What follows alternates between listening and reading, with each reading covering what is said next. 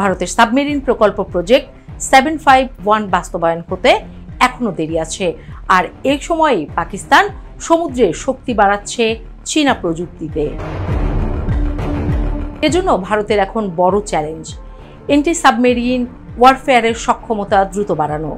নজরদারি বিমান, উপকূলীয় সেন্সর সবকিছুতেই এখন দ্রুত আধুনিকীকরণ দরকার মোদিদের। পাশাপাশি ভারতের উচিত ইন্দো প্যাসিফিক মিত্রদের সঙ্গে ঘনিষ্ঠ সমন্বয় বাড়ানো, যাতে এই পাকিস্তানের সঙ্গে টেক্কা দিতে পারে বলেও মত দিচ্ছেন বিশ্লেষকরা। সব মিলে একটা বিষয় স্পষ্ট যে চীনের প্রযুক্তি আর পাকিস্তান মিলে দক্ষিণ এশিয়ার সমুদ্রের নিচে তৈরি করছে নতুন শক্তির মানচিত্র। কারণ এখানে ঢেউয়ের নিচে থাকবে এমন শক্তি যাকে দেখা যায় না, কিন্তু যাকে উপেক্ষাও করা যায় না।